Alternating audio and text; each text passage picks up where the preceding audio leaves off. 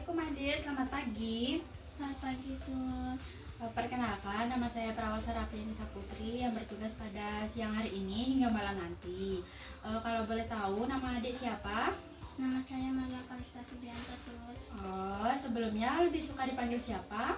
Panggil Kalista aja, Sus. Oke, untuk hari ini perasaan adik gimana? Saya sedih banget, Sus. Saya merasa putus asa. Kalau saya boleh tahu, adik Kalista putus asa karena apa? Saya itu, Sus, baru putus sama pacar saya, jadi saya sedih banget. Baiklah, boleh kita berbincang-bincang selama 20 menit ke depan untuk mengetahui apa yang adik rasakan dan kita mencari solusinya. Boleh banget, Sus. Oke, tempatnya mau di sini atau di tempat lain adik Kalista? Di sini aja, Sus. Oke, baik. Kalista mau ditemani ibunya atau enggak? Sama suster aja, Sus. Saya malu kalau ada ibu. Ya sudah, sama suster saja ya. Boleh deh Kalista ceritakan perasaan apa yang dirasakan untuk hari ini? Saya sedih banget, Sus. Saya baru banget diputusin sama pacar saya. Rasanya kayak udah nggak ada harapan lagi. Oh, oke. Kalau boleh saya tahu mengapa adik Kalista merasakan perasaan seperti itu?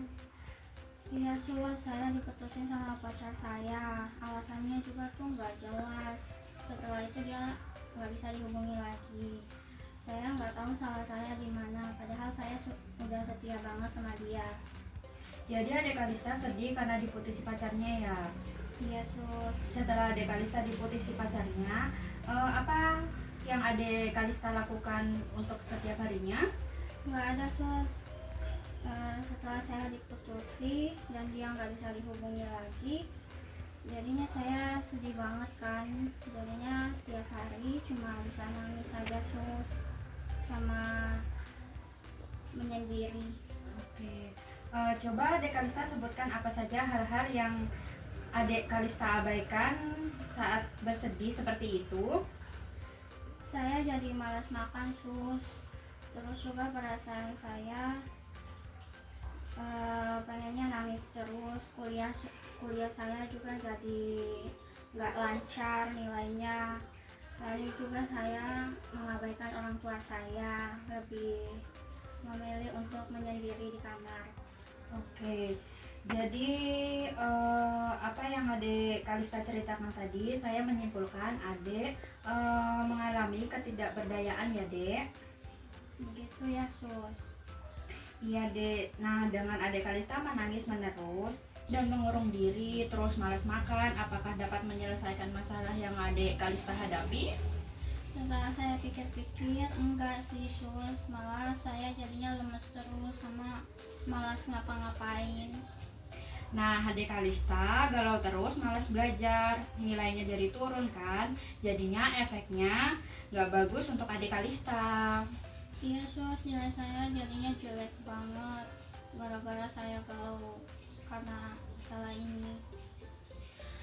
Nah, coba adik Kalista lihat keluarga adik, terutama ibu adik. Kalau adik seperti ini terus, adik Kalista bisa sakit. Ibunya pasti merasa khawatir. Iya, Sus, bener yang suster bilang.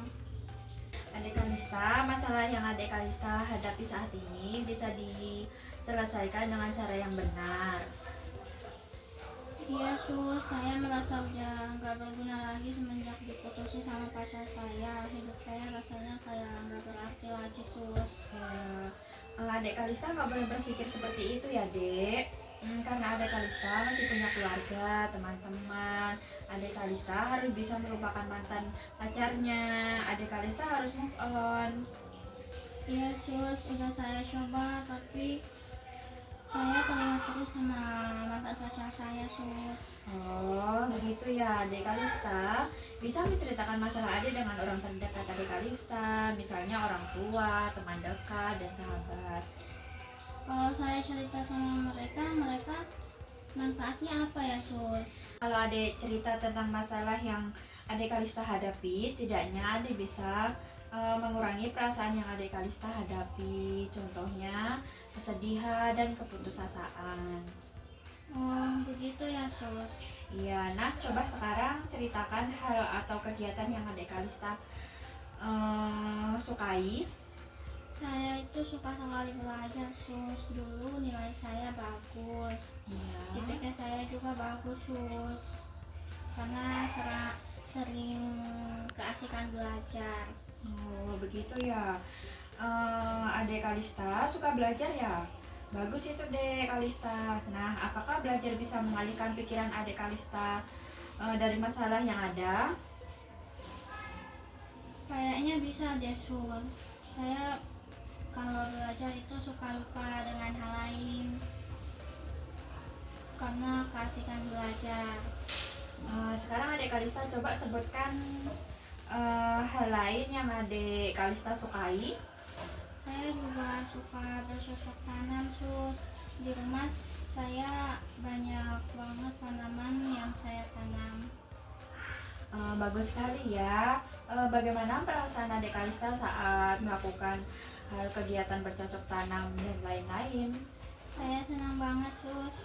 Saya itu suka bercocok tanam dengan ibu. Ya. Asik banget, senang banget. Dan kalau lihat tanaman yang saya tanam itu berbunga, rasanya senang banget sus. Bagus sekali kegiatan yang Ade lakukan. Terima kasih sus. Nah, Ade Kalista bisa melakukan kegiatan yang Ade Kalista sukai untuk mengalihkan pikiran Ade Kalista yang sedang sedih seperti saat ini.